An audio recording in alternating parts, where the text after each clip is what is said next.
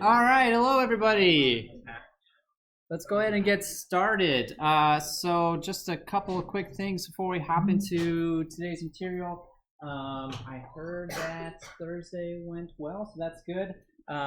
There were a couple questions about stuff that happened last Thursday. The studios are graded. It's basically attendance-based stuff. So you show up, you participate, you don't mess around for class period. You'll get credit just for showing up, participating. I talked to Edward, who said he did a code review at the end, and he posted his code on Piazza. So if you want to take another look at the code for that, definitely check that out. In the future, I'll probably record them just like I record most things and post those videos online. I just wasn't here on Thursday to do that, obviously. So we'll be having a fair number of those, usually on Thursdays. So although we don't have one this Thursday, but so that's kind of how those will work. And then since they're participation based, you'll just get a form like you did at the end of class to fill it out, and that's how you'll get credit for that. That form is timestamped, so if you miss class for whatever reason, you can't just have your somebody tell you the password after class. I'm gonna check the timestamps you fill it out later in the day. That's not gonna count. So you got to do it while you're here. What else? Homework assignment number 1 is coming soon, coming on Thursday.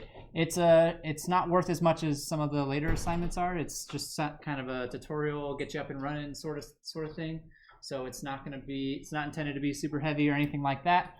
So it's coming out definitely by Thursday. I might even get it posted tomorrow if I get it ready in time. So we'll definitely have a chat about that in class on Thursday and what the expectations are for that homework assignment. But I just wanted to make sure that was on your radar. It's coming out on Thursday and it'll be due next Thursday. So you only have a week. But like I said, it's like a little mini assignment just to get you up and running, making simple Android apps.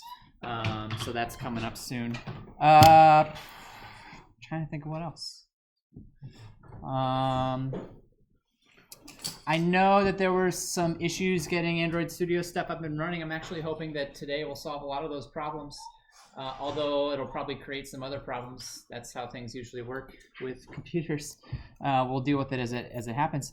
Does anybody have any questions for me about scheduling, logistics, other course-related stuff before we hop into today's material? Any questions? All right, fantastic. Well, let's go ahead and hop on in. Today, I'm going to introduce you to Android apps. We're going to make a very, very, very, very, very, very simple Android app, about as simple as it can possibly get, because Android apps are actually quite complicated, as I'm going to talk to you about over the course of the day today and the next few weeks. So we are going to start very, very, very simple. Going to create an extremely simple Android app and basically just take a look at all of the pieces that come together to make an Android app. There's quite a lot of them, actually, as a matter of fact. So I'm going to introduce you to the architecture of an Android app, talk to you about the different parts, and then over the next few weeks, we'll spend a lot of time visiting each of those pieces in more detail and seeing how they all play a role in putting together a nifty little Android app. So let's go ahead and dive in. Actually, what I'm going to do, I've got slides, but it's helpful, I think, to take a look at the actual files themselves and poke around an actual project. So I'm going to fire up a very simple Android project to get us started in Android Studio. I invite you to follow along with me if you would like to. If you don't have your computer, or if you run into a problem, you get stuck, that's okay. Just sit back, relax. Don't freak out too much. There will be time to ask questions and get problems solved. But for now, just kind of take it easy and enjoy the show. But if you want to follow along, here's actually the code that I was talking to you about last week. I want to make a new project, so I'm going to go up to File and close this project. I'm just going to close it out, which takes me back to the intro screen. And then I'm going to click Start a New Android Studio Project. And it presents me with a list of options here. So you can see that we've got various types of activities. I see basic activity, empty activity, right? There's a navigation drawer. various types of activities. We'll probably get into most of these at some point over the semester, but we want to keep things very, very simple. I'm going to start with the empty activity for today. I'm going to click next. It's now asking us to give our app a name. This is not an app that's going to do anything really at all. It might do something very, very, very simple at best. So, give it a simple name like hello. I don't know, some basic name. Doesn't have to be anything fancy. There's some other information here, such as where you want to save the app. That's all kind of up to you. The one thing to definitely point out is that Kotlin is already selected here. If it's not, maybe yours defaulted to Java. Make sure to switch it to Kotlin because that's what we're going to be using in this class. You're going to be expected to use that. And then you also get a selection here of the Android API. So Android is constantly evolving, developing.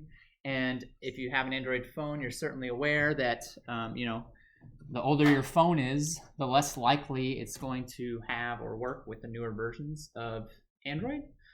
So this is trying to give you an idea of, all right, depending on which version of Android I choose, how many devices will actually work with it. And you'll notice that, the more recent I go, if I go up to API 29, it barely works with anything, right? Because that's the latest and greatest, and only the latest and greatest phones are going to have that API available to them. The older phones are not going to have it. So, if I want to be elitist about my app, then by all means, if I want to make an app that a lot of people are going to use, then it's probably in my best interest to pick something a few versions back. Okay. And we don't need to worry about any of the other checkboxes that we see on here. So I'm going to go ahead and click finish. And that's going to pop up. Oh, great. We already have an error. That's fun. Yeah, what's up? So this class, in terms of version we're using, does it matter? Does it matter? I selected version 15. The answer is that it's not a straightforward question to answer. Personally, do I care what version you use? A little bit, because I have to grade your stuff, and so it needs to be a version that I can load up on my computer and run and grade. But the more practical matter is that I'm basically going to tell you what device to use in the simulator. I'm going to show you that in just a little bit. And so that will kind of lock you in at that point in time. So in that sense, no, it doesn't really matter so much because I'm going to tell you exactly what to use on assignments and stuff like that. The one that I picked right now, version 15, ice cream sandwich, is a pretty safe bet. So, no reason to deviate from that necessarily unless you have really strong feelings about it one way or another. Any other questions? Great question. Yeah, in the back. Where do we download the package for now? Download what package? This is just a new project I made for Android Studio. I didn't download anything, just made a new project for Android Studio. Yep. Nothing to download. I will post the code that I'm about to write on the website after class, but I haven't written it yet, so got nothing to post right now. But I will post it later. Yeah. All right, cool. So you can see that it made a default activity for us, and we're going to take a look at that in just a second. But there's some other stuff that I want to bring your attention to first. So we're going to take a little tour of what an Android app consists of next. The first thing that I want to point your attention to is called the manifest. So the manifest is a file that declares the essentials of your application. So what's your application called? What activities does it contain? And so activities are a very important part of an app. We're going to talk about those a lot. What are the required permissions? So every time you download an app, right, it pops up that box and says, I want to know, I want access to your name, your phone number, your email address, your social security number, your firstborn child, all that fun stuff, right? So what permissions does your app need in order to run? And then what's the required hardware or software? So does this app need to access the camera? Does this app need to access the GPS, right? What does this app need to run? So that's all included in the manifest. If we take a look in Android Studio, and there's a manifest that has been provided to us, if I open this up, this is very basic. It's very simple. It actually does not include a lot of the stuff that I just talked to you about. because this app doesn't use the camera or the GPS or require any permissions. We'll see those things as we get into more interesting Android apps later on in the semester. But it does include information about the app itself. So, you know, whoops, I just did a thing that I didn't mean to do. And oh, great. What did I do? Good. It was hello, and then drag a string onto it. That's what happened. Yeah, I didn't mean to do that. But now I've broken everything, apparently. I literally just like accidentally tapped a button, and now my whole thing is busted. That's great. And I can't undo it. That's really that's really cool. No, see, it's like totally busted. Welcome to Android Studio, everybody. Welcome, welcome, welcome. I was hoping to hide some of the bad stuff until later, but you know, wasn't meant to be, I suppose. You can see that it's crashed my whole project. Listen. Stuff like this is going to happen. I'm not going to sugarcoat it for you guys. Android Studio is a complicated tool. A very complicated tool. So this is maybe a bit of an extreme situation that I've run into right now. I really just want to undo, and I can't even hit Control Z it. That's how awesome this this mistake is that I just made. So, all right, that app's a bust. See you later. Yeah, it's still busted. Yep, I'm just gonna start over again because that was great. Bye-bye. Hopefully you didn't do that. Hello. For real. All right, cool. Let's take a look at the manifest very carefully this time. Don't touch anything that we're not supposed to touch. Actually, we don't need to touch anything in here at all right now. This should not... I don't actually want to modify this file in any shape or form. Really, all I wanted to show you down here is that we have actually a couple things. This is not in Kotlin. This is in XML. If it looks very similar to HTML, that's because it is very similar, but it's in XML, which is slightly different than HTML. And the part that really matters the most to us, at least for now, is this list of activities. So I see here that I've got a list of activities, and right now I've just got one activity. It's called the main activity, which is the only activity that I have. It's the only screen that my app currently contains. But to kind of wrap your brain around what an activity is, consider that apps have multiple entry points, perhaps, right? So if I think about an email app, for example, if I take out my phone and I tap the Gmail app on my home screen, it takes me to my inbox. I see my inbox with all my emails there, right? If I Google something and I see an email address on the search results, what happens? I can tap that email address. It sends me to the Gmail app, but this time it doesn't send me to my inbox, right? It sends me to a screen where I can compose an email. I can write an email. That is a separate activity. Notice, though, that I got into that app from a different starting point. I got into that app from the compose an email piece instead of looking at the inbox first. So that's kind of how to think about an activity. It's not just a use case, although there is definitely a relationship between how I use an app and what the activities are. It's also an entry point, a possible entry point into my application. So in a lot of the apps that we're doing, having one activity, one main entry point is probably fine.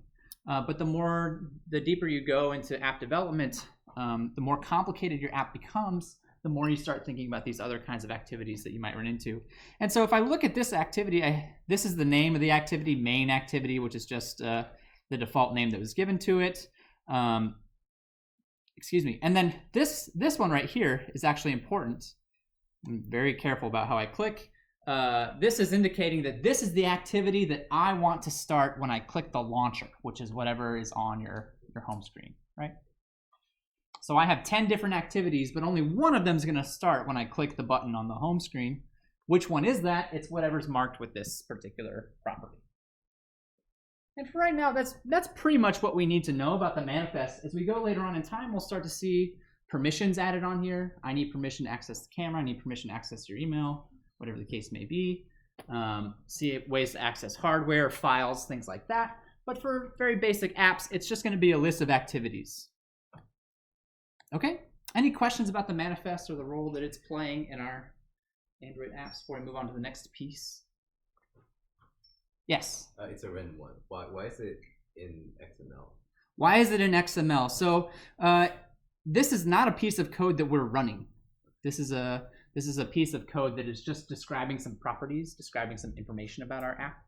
This is actually, you might consider it to be metadata, right? It's not actual things that the app's doing. It's just information about the app. It includes things like the style. So if you want to restyle your app using various themes, includes things like what your icon should be. So if you want to make a fancy icon for your app, you can point to that icon from the manifest, right? So it's just various properties, various pieces of information. Good question. Good question. Any other questions? Yeah, go ahead. Why would that broke the thing? Why did it break the thing? That's a good question. So right now, I have a guess. I don't have a definitive answer, but I have a guess. So here's I'm being very careful. Here's the thing that apparently got busted. You can see right now it's hard-coded as a string. Android really does not like it when you hard-code as strings, which is a little silly because I didn't hard-code that string, right? It was hard-coded for me when I created the project. When I clicked on it, it didn't hard-code the string. It used what's called a reference to a resource. I'm going to talk about resources a little bit later on. Which is how Android really wants you to use strings, doesn't want you to hard code them, wants you to refer to them. And for whatever reason, that reference, it probably didn't exist, and so it got upset, didn't know what to do, crashed my app before I even did anything. I think it is using the reference. Is it? Yeah, I think if you click on it, it'll... I'm not clicking on that, dude. I clicked on mine and I think it's telling you what it's supposed to be. Yeah. Oh, I see. I see. Is that why it's highlighted blue? Yeah. Yeah. And you can see at string app name, that's the reference, right? Yeah. It's telling me there's a resource, a string resource called app name that it's pulling this information from. I don't know why clicking on that broke it. I really don't. Just a very weird combination of bad luck, I guess. At any rate, you should be able to change the name of your app. That seems like a pretty straightforward thing to be able to do, right? All right. The next piece that I want to talk to you about is Gradle. So Gradle is what's called a build manager, which basically, to think about what a build manager does, consider that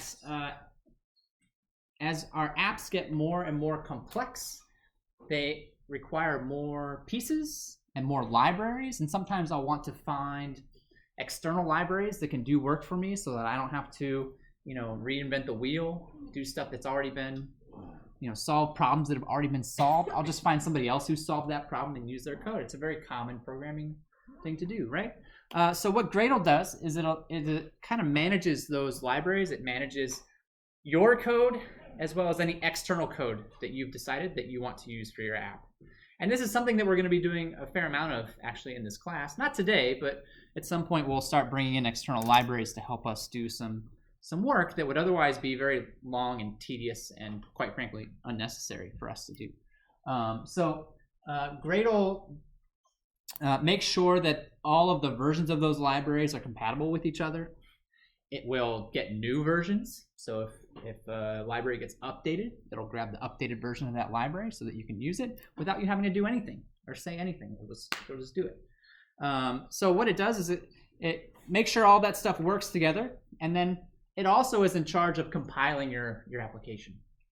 So if I want to run my app, what needs to happen?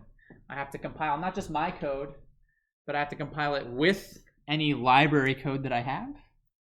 Library code too also is things like stuff that's provided by Android itself. So it's not just like some random guy I found on GitHub, although it could be that. It's also Android files themselves. So it's going to compile all that stuff together and make what's called an APK. The acronym itself eludes me right now, but an APK is the actual file that gets loaded onto your phone or the simulator or whatever the case may be that actually runs your app. That's what Gradle does for us. That's actually a very high level description of what Gradle does for us. What do we need to know? What are the practical implications of that? In your Android project, there's a thing down here called Gradle scripts with a cute little elephant next to it, which is the Gradle logo. And most projects will have 2 or perhaps more Gradle files associated with them. For most of what we're doing in this class, we'll probably see 2. Very rarely we might see more than 2. For the most part, we'll see 2. There's a project level Gradle file, and actually this one is one that we're probably not going to be messing with very often. You see that this was generated again for us when we created the project. We didn't make this. You can see that it's telling us what repositories to look for libraries in. So I see the Google repository here. Google manages Android. So if I want to use Android stuff, I need to access the Google repository. That's where all the official Android libraries live. If I decide I want to use any of those, which we will, I need access to those files. I need access to those libraries. JCenter is one that I believe is mostly centered around testing, but I'm not entirely 100% on that one. But at any rate, you see another section for dependencies down here, and a nice little note saying don't place app dependencies here. So we're not going to touch this most of the time, but you can see that there's references to Gradle and Kotlin. These are things that we need to build and create our app. I need this version of Kotlin to build and create my app. And then some tasks down here, which we can add additional tasks if we need to. We probably won't need to, but if we want to have a specific say as to how our app is built, I can make additional tasks here to pass additional parameters or other things to build my app in a particular way.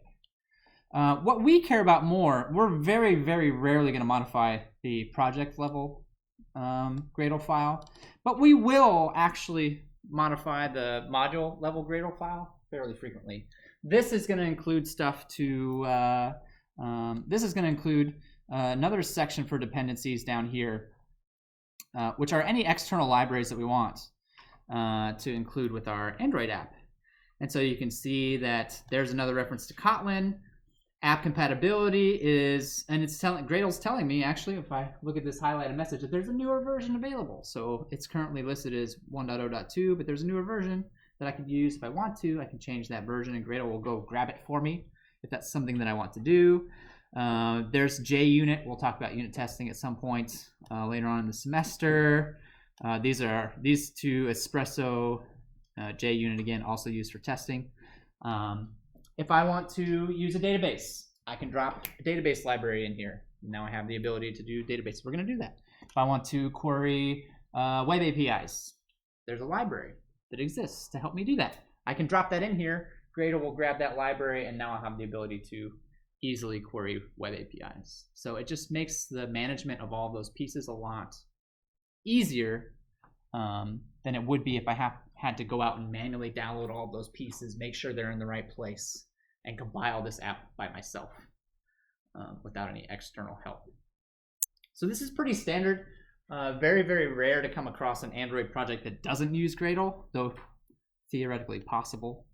And Gradle can be used for non-Android projects as well. It's not just restricted to Android, so if you have a complicated Java project that you want to use a build manager for to help you keep everything straight, Gradle is available for that too.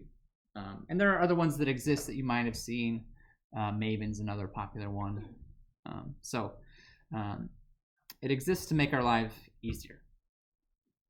Any questions about Gradle or the role that it's playing in our Android app right now? So later we'll have some fun messing with this. Things get really interesting when you have incompatibilities with different versions of things, and I think it's fairly likely that you might run into those kinds of issues later on, especially when you get to your project. I see that a lot. People go find these awesome libraries, but there's incompatibilities with different versions of Android, and so wrangling your Gradle file to do what you want can be kind of tricky sometimes when you have a lot of external libraries to get them all to agree. But that is part of the development process. All right, cool. Next up, let's take a look at a basic Android app structure. So this is not something that we're going to be able to tackle all in one day. We're going to spend the next several weeks visiting each of the different parts of this Android app structure and slowly adding more pieces on as we go along. So you can see that if any of you are familiar or took 330, the web dev class, which I know is not a prerequisite, so some of you may not have taken it, but you're probably familiar with the model view controller programming paradigm. How many of you are familiar with model view controller? Oh, okay. Not as many as I expected. That's fine. It's not a problem. I was just curious.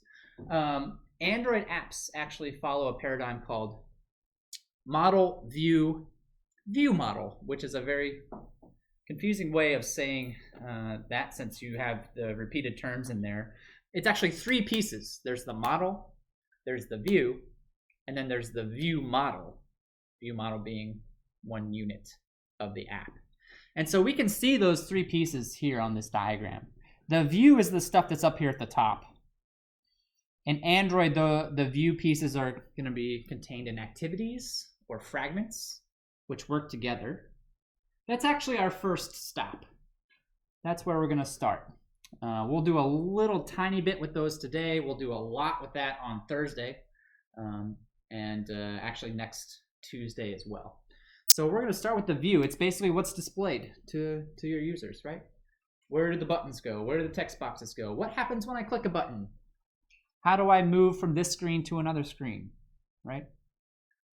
Those are all things that are related to the view. How is the data displayed to our users? How does the user interact with our application? That all happens at the view level. The model is the data.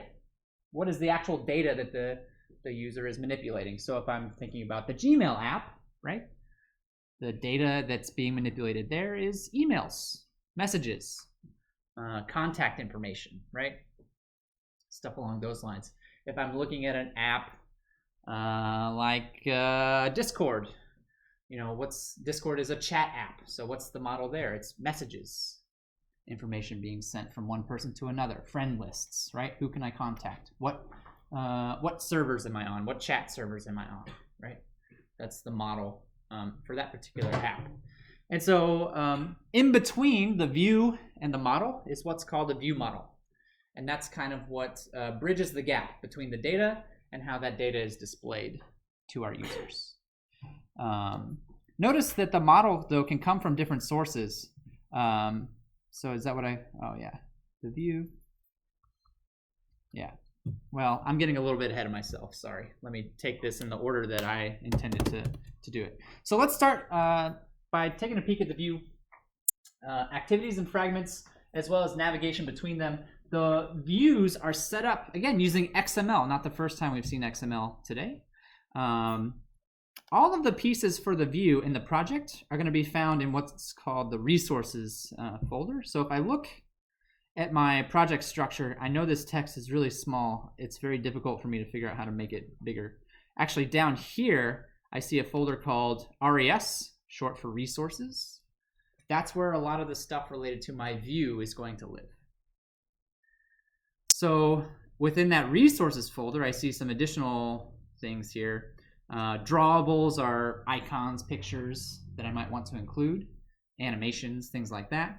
The layouts are actually the interesting bit here, at least for now, that dictate how the screen is set up and displayed to the user. If I click on activity main, which is the only one that I have, again, this was generated for me, you can see that it pops up this designer, this screen designer, which shows me the layout of the main activity. Right now, the main activity is a blank screen, and I know that text is, I can't even read that text, and I'm looking right at it, but I know what it says. It says, hello world. There's just a little message in the screen that says, hello world, and it's showing me both the light and the dark themes, right? Because they just came out with the dark theme not too long ago. So it shows me how it's going to look in both the light and the dark themes.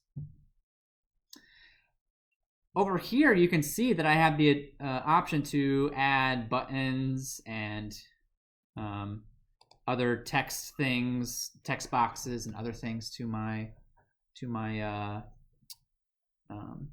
activity, so I can add more UI components. We're not going to do that today. Maybe we'll do that a little bit towards the end of class if we have some extra time. But actually what I really want to show you is that if I click on the text tab down here, here is the XML representation of the exact same thing that we were just looking at. So that visual representation can be nice to kind of make sure that everything looks clean and has a nice feel to it. But the actual code is in XML. This is the code file. And actually, I prefer to do a lot of work in the XML. The visual editor is convenient for checking my work, but it's often a lot easier for me to manipulate these things in the XML directly. And so you can see our XML right now contains just a single text view. That's what's displaying the hello world message. In fact, you can see there's the hello world message right there. Again, it's hard-coded for whatever reason. And it uses constraints to say where that message should show up. So this constraint is saying that it should show up to the left of the parent, to the right of, they're all marked parent. It's basically saying it should be centered in the middle of the screen. So I'm telling it what the top constraint, the bottom constraint, the left constraint, and the right constraint are. We're going to go into that stuff in a lot more detail on Thursday. I've actually got a whole class set aside for how to create UI stuff, manipulate UI stuff. We'll do that on Thursday. The other piece of an activity is actually the first thing that popped up, this main activity file. And this is in Kotlin. So this is where we can actually use code to describe the behavior that we want to take place of our views. What happens when I click a button, right? That's going to go in the Kotlin part of the activity. The actual activity itself is driven by events. So there's a few important events that you should be aware of when working with activities. I have a diagram of that actually, which is unfortunately a little small. I'll zoom in on it. So all of these gray boxes are different events that can occur on an activity. You can see that the first one listed here is on create. Then I've got on start, on resume, and then this is when the activity is running and accepting input from the users, so they can click the buttons, they can type stuff into the boxes, whatever they want to do. On pause and on stop, right? Those are going to be when the user navigates away from the app. So I've switched apps to do something different for a while, right? Those events will fire at that point in time. And then when I come back, you'll notice that I've got these loops that go back to on restart, on start again, on resume. And then if I close the app, which nobody ever does, but can happen anyway, on destroy is another event that's available. These are important. If you want your apps to function in a seamless way, you really need to think about what should happen at these various events. For example, let's say that I've loaded a whole bunch of stuff from an API online, right? And then as soon as that's done, or maybe even in the middle of it, right? Maybe even in the middle of it, I navigate away from that app and I go do something else. What's going to happen to that API call? If I come back to the app, is it going to continue? Is it going to have to start over again? Is it going to crash the app because I navigated away at a critical point in time? What's going to happen? The answer to that has a lot to do with what code you have decided to put into these various event handlers. You need to protect yourself by writing code to handle these situations. Handle the situation when somebody navigates away from the app and then comes back to make sure that your app can recover from that. Because it's going to happen. That's how people use phones, right? And tablets and other devices. To give you a little example of that, we can kind of take a peek at the code that's here and maybe even add a little bit more. You can see that the only one that's been provided to us right now is the on create, and this is generally provided to us, and it's got a couple of lines of code, which is almost always going to be a good way to start your app. What is this line of code? What are these lines of code doing? First, it's calling the on create function that already exists. So by overriding this function, I don't want to prevent the Android system code from doing what it's doing. I'm basically saying, all right, let the Android operating system do its stuff. That's what that line of code is doing. I don't want to get in the way of that. And then any additional stuff that I want to do, I can right down here. This is saying, all right, go find the layout for this activity and show it on the screen. Put it on the screen. Put it up there. So how is it accessing that layout? It's doing it through this little object called R, short for resources. Go find the layout resource called activity main. We were just looking at that file. Whenever you see R, your brain should think resources. There's the layout folder. There's activity main. Go find that layout. Put it on the screen. That's what it's telling us. That's what it's telling our app to do. And then that's it. There's nothing else that's happening. But if I wanted to, I could include some other events here. And they're all going to start basically the same way. Override function. Override function. These event handlers already exist. I want to define a new behavior for them, for my app. So I can write code to do that. So on start was one of the ones that we looked at. The first thing that I'm almost always going to do is call the handler on the superclass. Again, that's letting the existing Android code do what it needs to do. And then any additional stuff that I want to happen during this event handler, I can add after that. So for the purposes of this very, very, very, very simple example, I'm just going to put a little debug message, right? Hang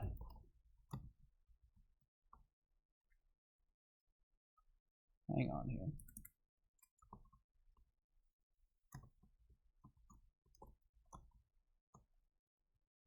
There we go. Log is a class that basically lets you print messages out to the console, much like a system.out.print or like a debug stream if you're used to C.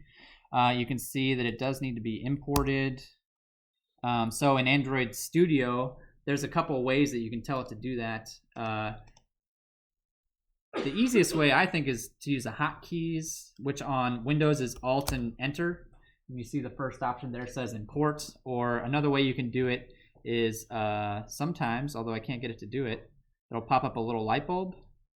I think it's like when you click it and it show up on the left. I had it a second ago. I saw it over there a second ago. Hover over it. Just hover over it. It's still not popping up the What dang if you right-click? the dang light bulb. Oh, no. I always use the hotkey. I always just say Alt Enter, and it at that time it didn't even ask me. It just imported it, right? It just imported it. And if I come up here to my imports now, you see there it is. It got imported. You can write it out yourself if you really want to, but Android Studio will do it for you. Learning those little shortcuts is going to make your life easier over time. And so if I wanted to, I could, kind of recreate this idea for some of the other events, like on resume, making sure to update stuff accordingly. Let me do at least one more on pause.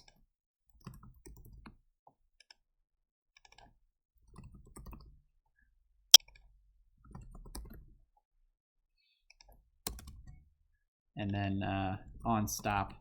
I could do some other ones, but this is plenty just to show a little example.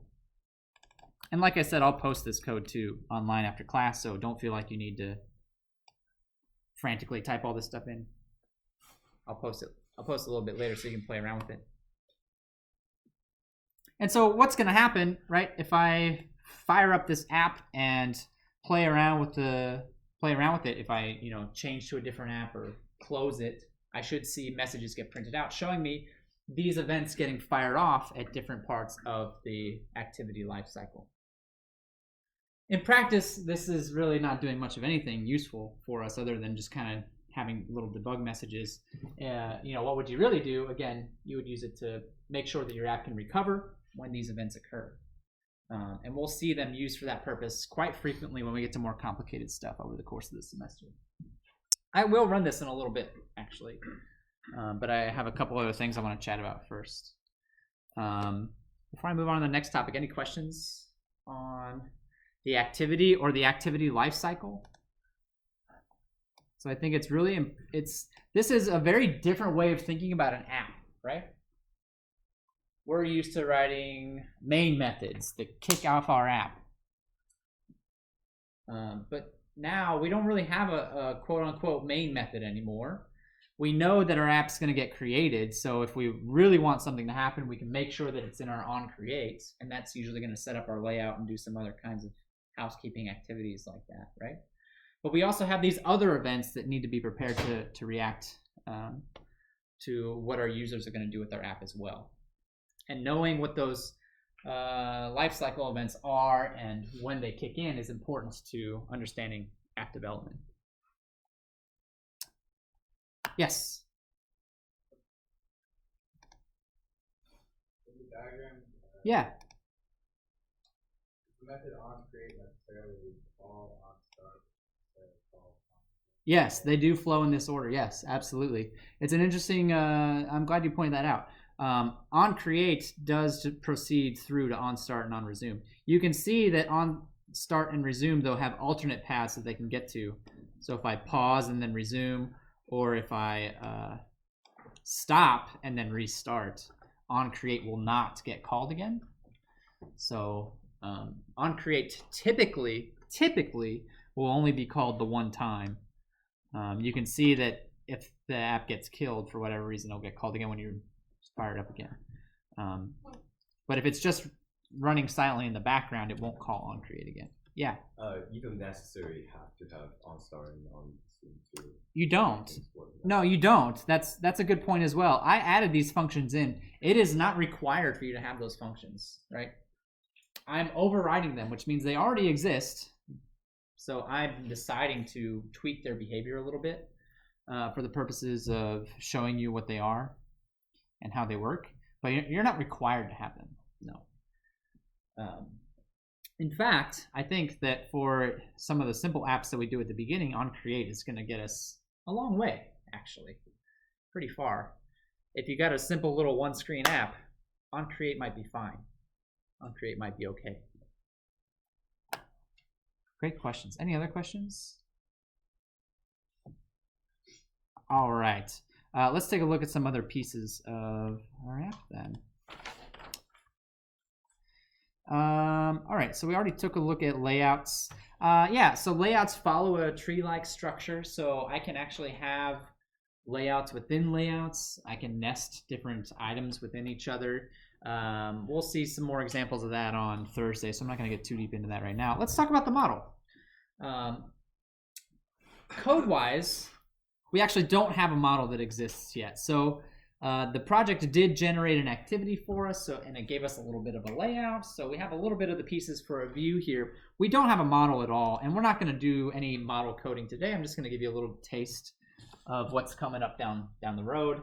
Your model is really made up of different classes. So I'm going to make Kotlin classes to store the data, much like the Kotlin classes I had you write in the studio last Thursday. And then those classes are going to be mapped to various sources, whether that's a database or some online piece of information. I'll have a way to pull that data from the database or from a web API and map that onto a class that can then be used within my Android app. It's a very, very, very typical way of handling models within a complex application architecture. The view model, then, recall, is what bridges the gap between the view and the model. So in other words, again, recall that we have a very event-based application here. It's not just going to start at the beginning and run all the way through until the end. So what happens to our data when I navigate away? Well, the view model is in charge of making sure that I'm connected to the various sources and that data remains available throughout the lifetime of the application. So if I navigate away from the app and come back, it's the view model's responsibility to make sure that the view still has all the data that it needs to display that information. And if it doesn't, it will go out and retrieve it again and get that information back to the view. Again, for some of the more simple apps that we develop, a view model may not be strictly necessary, but we're going to get into view models pretty quickly in the next week or two because they're a very useful part of the application architecture.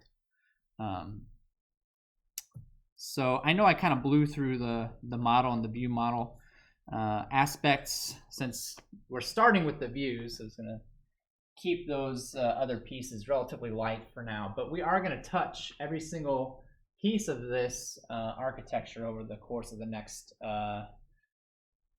8 or so weeks, and then you'll be turned loose on your project after that point in time.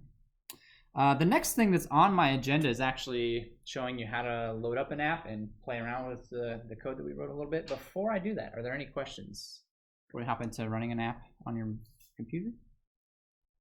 This is where things can get kind of hairy. And so I want to preface this by saying that what you see on your computer might look a little bit different than what I'm going to see on my computer when I start this up. So you may have to adapt. You may have to be a little bit courageous and click a button that is different than the button that I'm clicking. That's okay. This is a good place to experiment and try stuff out. I want to run this. I want to see, what these events, I want to see if I can get these debug messages to print out and take a look at what they actually mean. In order to do that, you've got 2 options.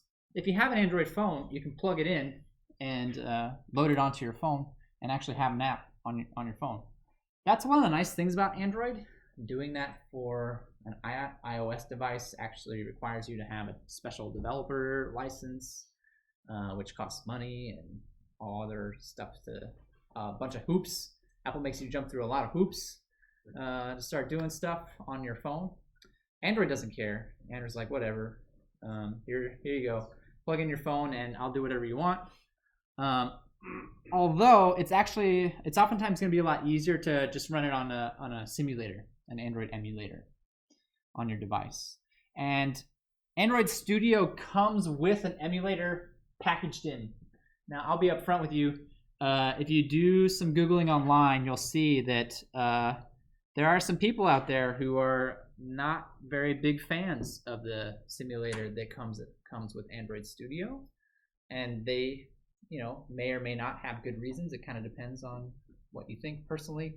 I'm not going to get into that argument too much, but what I do want you to be aware of is that there are third-party emulators that exist that you can use, that some people say are better than the one that Android provides with Android Studio. The problem is they cost money. You got to pay for them. If I had a bunch of money, I probably would pay for them, but I don't. Well, I mean, I have money, but I don't want to spend it on that. So we're going to use the default simulator for this class. If you want to drop a few bucks on a third-party emulator, in fact, in some cases, I've had people who just had a very, very difficult time getting the Android emulator running on their computer, and the third-party emulator was just a viable option for them to get things up and running off the ground. So that may happen. Just be aware that is an option that you can take. I am going to leave a little bit of time at the end of class today to at least help try to solve emulator problems that are almost bound to pop up. But let's go ahead and see if we can get this app up and running. The first thing we need to do is actually create a device. So if I clicked run up here, it says no target device found. I don't have anything to run it on. I have to create a device first. So there's another box right next to the green triangle play button. It says no devices. And so if I want to make a device, I have to open up this AVD manager, the Android Virtual Device Manager. Okay? So I click on that and it pops up this guy. I actually had a bunch of virtual devices on here that were all working just fine, but I deleted them just so we could start this process from scratch. So the next thing we're going to do is, create a virtual device. There's a button here to create a virtual device, and then we get to choose what device we want to emulate. Now, for today, I don't really care which device you pick. For the homework assignments, to keep things consistent, we're probably going to tell you exactly which device I want you to use, and that device is probably going to be a Pixel, just because that's Google's flagship phone, and they're fairly common, and it's Relatively easy device to work with, but you can see that there's a big list here. If you scroll down, there's the Nexuses and ooh, a foldable phone.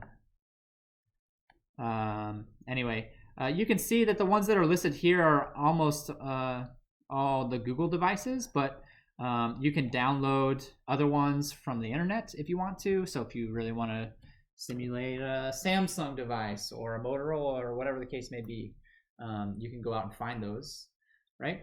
If you want to simulate your app on a watch, you can see that they've got the watch stuff on here. They've got tablets, and I've never known anybody that has an Android TV, but supposedly they exist. You can test your device on one of those if you really want to. We're going to stick with phones for most of the stuff, and we might dabble a little bit in tablets. And I'm going to pick the Pixel 3 for today. Again, for today, it's not particularly important. I'm going to pick the Pixel 3 and hit next. It's now going to ask you to choose the version of Android that you want. You see that I've already got Pi installed. Q is available here, but I have not installed it yet. So I see a little download link. If you haven't started up a virtual device before, you're probably going to have to click that download link next to the version that you want to install it. I would not recommend using Q because Q is still in development as far as I know, or at least it's very recent.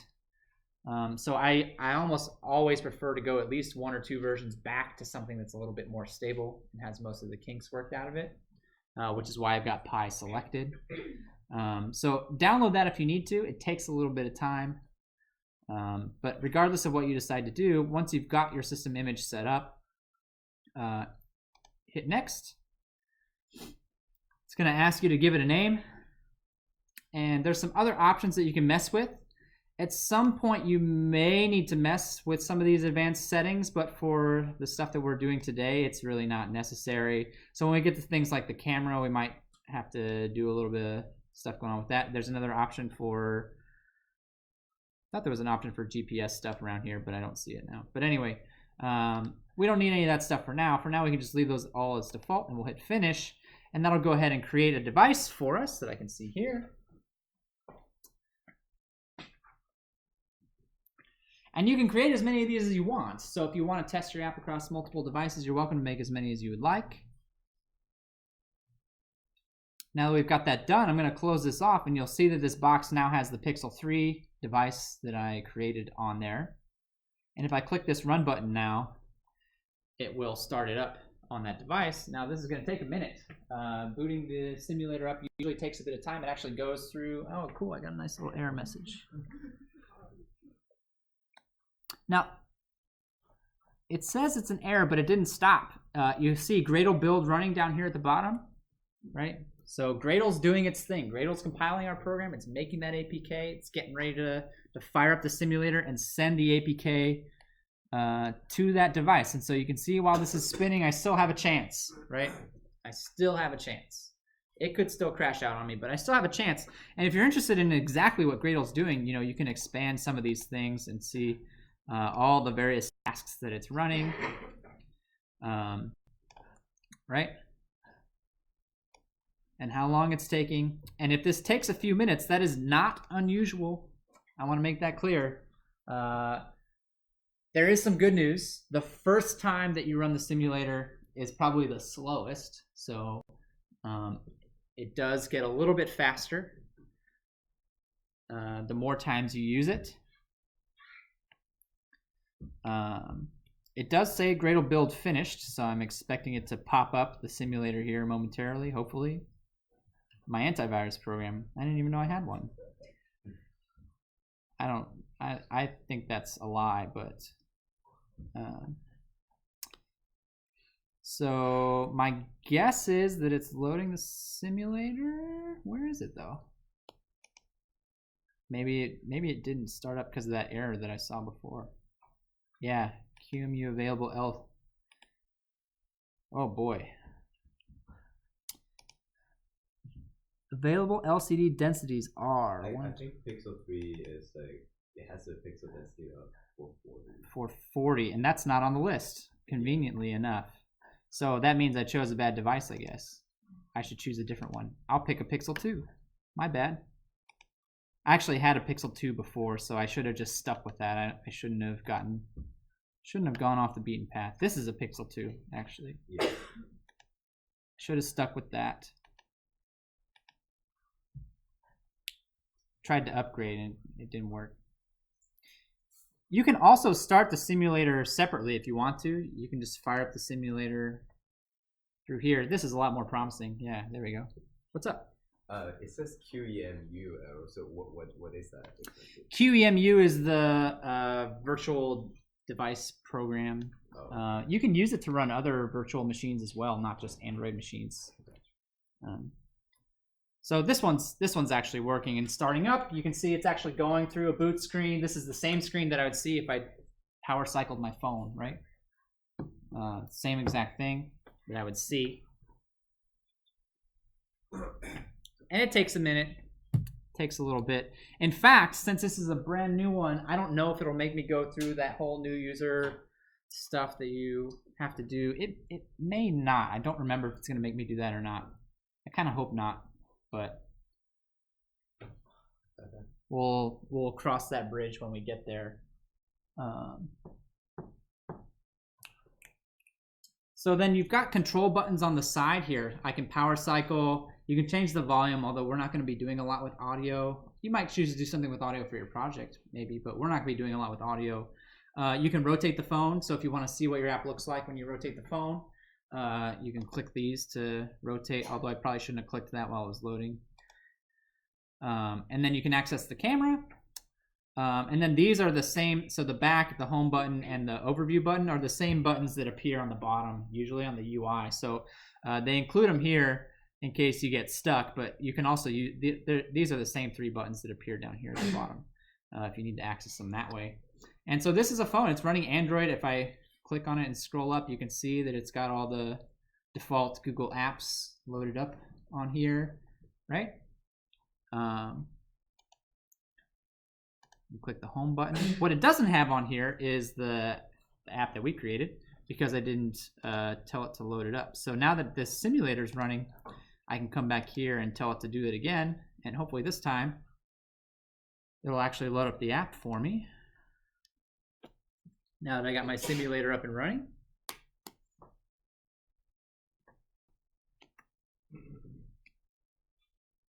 It's impressive, you know the pixel density of a Pixel 3 right off the top of your head, man. Oh, I saw the number. Oh, okay.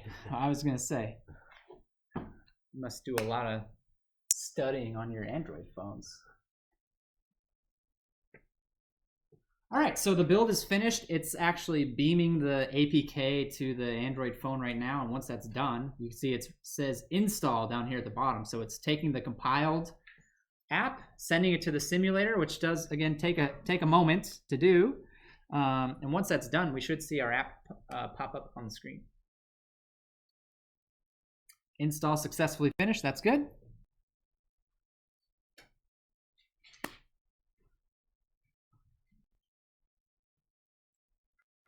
It typically automatically starts the app for you, although our app didn't have a black screen as far as I knew, so that's not good.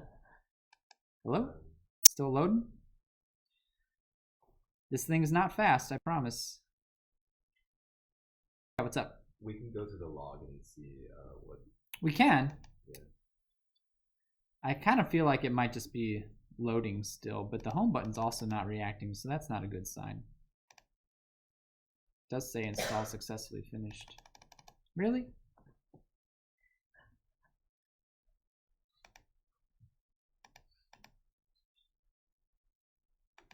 Cool. Well, let's go to log and see if anything popped up that's good. So at the bottom of Android Studio, you see there's something called logcat, and this is all the various messages that are floating around. You'll notice there's a lot of them, and I don't even know what most of these are. A lot of them don't have anything to do with us. But the way that this log works is that this is actually a tag. So there are different message streams that are flowing through the app. So a lot of them are controlled by the operating system. I have tagged this with the Android tag. And so if I want to limit the messages here, I can. I can type in Android.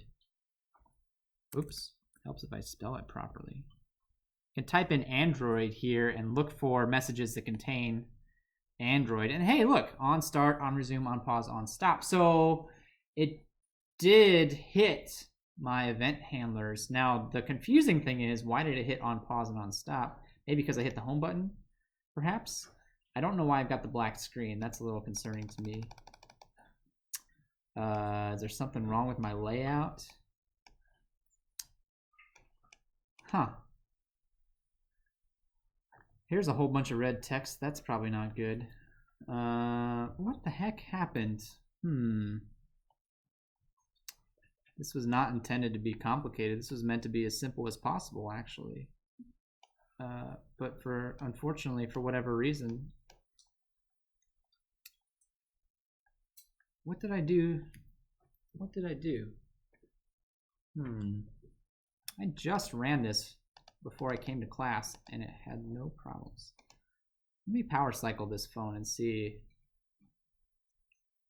if I can load it up again. All right. Whoa. Hey now. Hey now. Power cycle. I'm afraid. Please? Maybe? Nope. What? Well, I don't want to do that. Yeah, it's just really glitching out. So it's there. Yeah.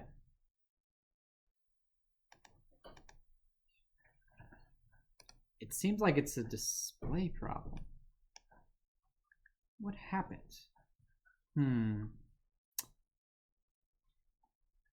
I could try a different device, I suppose. Sorry about that, everybody. I'm not sure why that happened. Let me try one more device and see. Maybe a Pixel 1.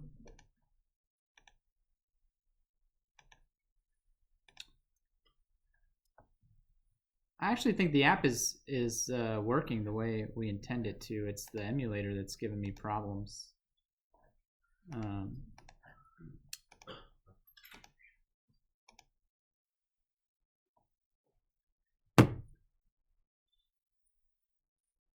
It gave me a white phone this time.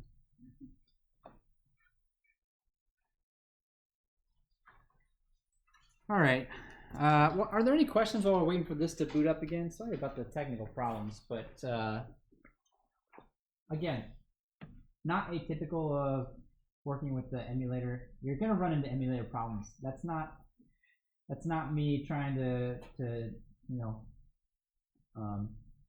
do anything other than be honest with you. The emulator is gonna give you trouble at some point in time. That's just a fact. Was there a question in the back? Yeah. Is it possible to simulate the accelerometer? Yes, although it's not. It's kind of tricky. So like by rotating the phone, that actually does get you to the. That'll get you the different axes, right? But if you're trying to do like fine control with it, it's a lot harder to do with the simulator. You really need a hardware device to make that happen. What people will do to get around that for testing and debugging purposes is you can kind of hard code in values for the axes to try different stuff, and then just trust that the accelerometer is going to do the right thing when you do it on a live phone. Yeah, stuff like that's tricky. Also consider, I mean, these are issues that we'll have to deal with later on when we get to them, but consider like the camera.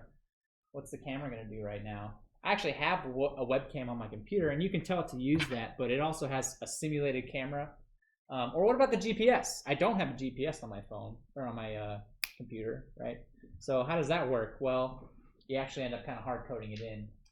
Yeah. I think the camera icon is taking a screenshot, you might. Oh, is that the screenshot button? Yeah. Not the camera button? Yeah. You might have to import the camera later and add permission. Well, you definitely can use the camera, and we'll see how to do that a little bit. This is a little bit more promising. Hey, all right, cool. Yeah, there was just something something a little off about that device. I'm not entirely sure what, but all right, cool. This actually did what I was hoping it would do. We can see the app's up and running. There's Hello World and the extremely tiny text that you probably can't even read. And if we go take a look at our event log again, we can see that the events for, actually that's probably from before. Yeah, you can see here this is on the Pixel 2. So using this log is kind of complicated, but is very useful once you kind of get the hang of it. There's on start and on resume, right? If I go hit this button, or maybe not, well, there's on stop that fired off because I hit the square button to take me to the app selector, right? And then I click the same app again, and there goes on resume. So you can see it cycle through those different events, right? You can see how it's cycling through those events based on how users interact with the app. Took a lot of work to get it to show that, but what are the questions? Yeah. I have a question. So how does phone know like which is the stop button, which is the resume button? There is no stop button or resume button. Those are events that take place. When I navigate away from the app fires off a stop event. When I navigate back to the app fires off a resume event. In other words, these apps are very much based around events. It's event-based programming. It's not like a Java app. There's not a main method that says start here and do all this stuff. I react to the events that take place over the life of the app. Oh, the user went to a different app? Here's what I want you to do. Oh, the user came back? Here's what I want you to do. Oh, the user started this app for the first time? Here's what I want you to do. Those are all examples of events over the life cycle of an app that we can write code to react to. It's not just start here and go on to the next thing. Good question. It's different. It's going to take some getting used to, for sure. Any other questions I can answer for you all? So I know that my fun little work up here with the emulator has probably made you very excited to hop in and get some screen crashes of your own. We've got about 10 minutes left, and okay, what I would really like to happen is for people to try to fire up a simple Hello World app, get their emulator going. And before you all pack up and leave, let me say one more thing. Last week, on Tuesday, I asked you all to download the Kotlin project and get that loaded up in Android Studio. And then my TAs told me on Thursday that a lot of people had problems, which means that you all left. Not all of you. I don't want to generalize. A lot of you left and did not do that. So I would ask that before you pack up and leave, that you please, please, please consider doing what I'm asking you. I've got time to help you right now. Right now. Please consider doing what I'm asking you to do. Firing up the simulator, getting a very simple Hello World app up and running on the emulator, so that if there are problems, we can get those taken care of now instead of later when you have a homework assignment that's due. Okay? Sound good? We got 10 minutes. Let me know if you have any questions. Let me know if you need any help.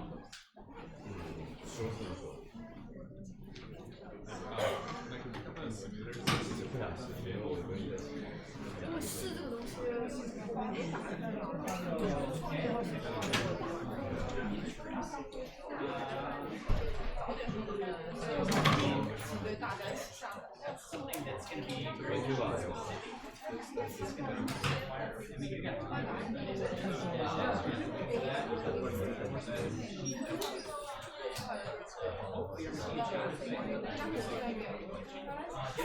try to do is pick a different The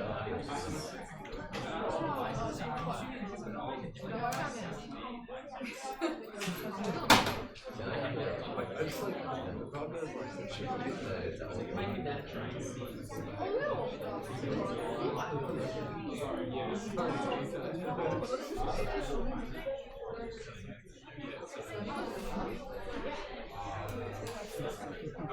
set it up.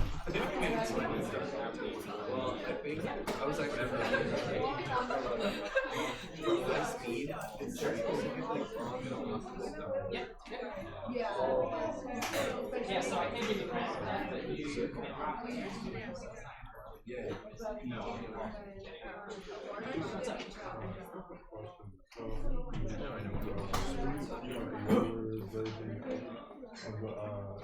Yeah, that's a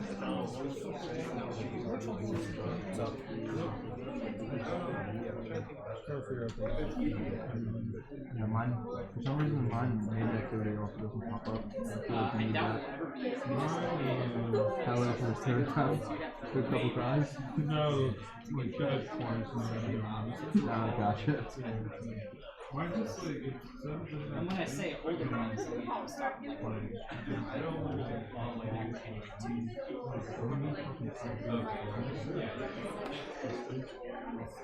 That'd be pretty serious. Yeah, no, I don't think it's right. Yeah, I can't do it. Oh, that's like 10% into your storage? Even more?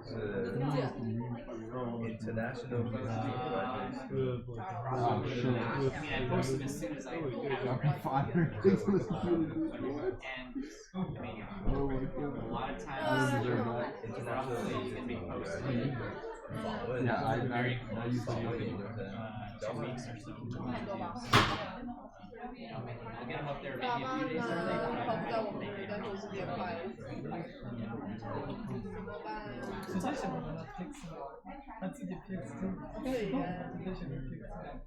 到不了我们这，我们是三叉叉的用户。你没什么来，然后我不看。how old is your machine? Yeah, Jesus. All that yellow space is just not moving it. Well, it's like you're not sure about primary.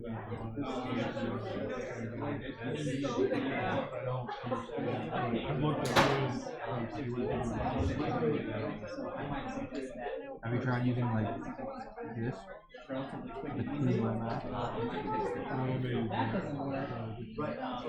feel like I'm not popular. I also like you use external hard drive, but that's like kind of a hassle, you know? I mean, I have one, but like, Yeah, you can't put your system on that, so that's not really. yeah, that's possible. I try to get an SSD for like an external hard drive, and then Apple doesn't allow SSD. Yeah.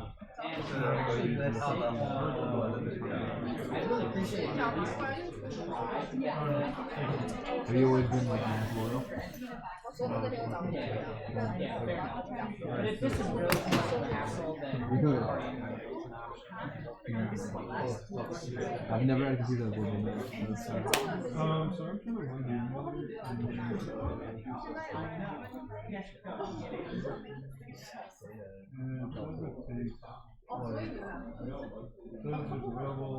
On that space. Feels a bit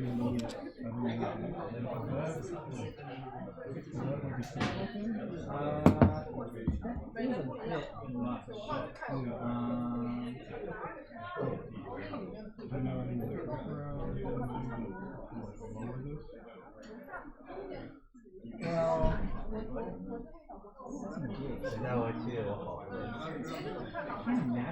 Well, so trying a different device would probably be my first suggestion, right? Like maybe the Pixel 1 probably would not require as much as the Pixel 2, so that might be one. The other thing though is that like 7 gigs, while it does sound like a lot, it's really not that much space. And the fact that you don't even have 7 gigs on your computer is already kind of a warning sign. So it might be time to just back up some stuff and get it off your machine. So you got even if you found one that fit the space that you got available, if your hard drive is full, stuff's going to start crawling. It's just going to start slowing down. So it's in your best interest to clear out some space, whether or not it's closed. Gotcha. Alright, thank you. Hey, what's up? So when I opened up my project, it didn't have a main activity space or there was one other thing in here. I think it might have been layout. Layout, yeah. It didn't either of those pops up in my project. Okay. It's like from the beginning. Well, let's create a new project then, 'cause this one apparently is no good. So go to File. So that Oh, yeah, also there you go. happened during the studio last time. Okay. So when I wanted to run it, Empty activity. I clicked add no activity. That'd be the difference. Yeah, for sure. Empty activity is what we did. Okay. Let's pull that. So you can create activities from scratch, but honestly, having the boilerplate kind of helps get things up and running a little faster, which is why I usually do empty activity. Okay. It's gonna be an app. It takes a second for all this stuff to go. Oh, and then- cool. Yeah, there's the Kotlin, and then hopefully you got the resources, the layout and the resources. Yeah, perfect. Yeah, that's nice. Okay, and so I was kind of like thinking about that, and it wasn't like I didn't really catch how you load up the new devices and it's right here. Yeah, so the AVD manager is step one, and then add a new virtual device. And are we mostly going to be using the Pixel 1 for, do you think? Or I was hoping to use the Pixel 2, but I was having a hell of a time getting it up and yeah, running. it's pretty So, like that's so I'm gonna have to kind of take a look at that and see. I would like to use the Pixel 2. We may fall back to using the Pixel 1. okay. Honestly, any of the pixels that you can get up and running, they're not that much different. So the screen size is what really matters for this class. So as long as the screen size is roughly the same, you should be alright. Do we do much work with like constraints and having to make it work across? A little bit, yeah, Okay. a little bit. And for me, watching that was like really shocking. Like to have Android Studio crash like that, especially if someone knows how to use it. Like I feel like that doesn't speak very highly. To Didn't surprise me at all, unfortunately. I mean, I don't want to. I probably deserve some of the blame for that, but honestly, some of it is just like you're gonna run into weird stuff that happens, and I don't think it's necessarily a mark against Android either. They're trying to emulate a broad range of devices on every single possible laptop that could exist in the world. There's bound to be compatibility issues that occur. So, Yeah, that makes a lot of sense. So you know, Apple only needs to worry about iPhones. yeah, Samsung, exactly. Yeah. They have limited their space, which actually makes it very nice to develop because you have a lot less stuff you need to worry about.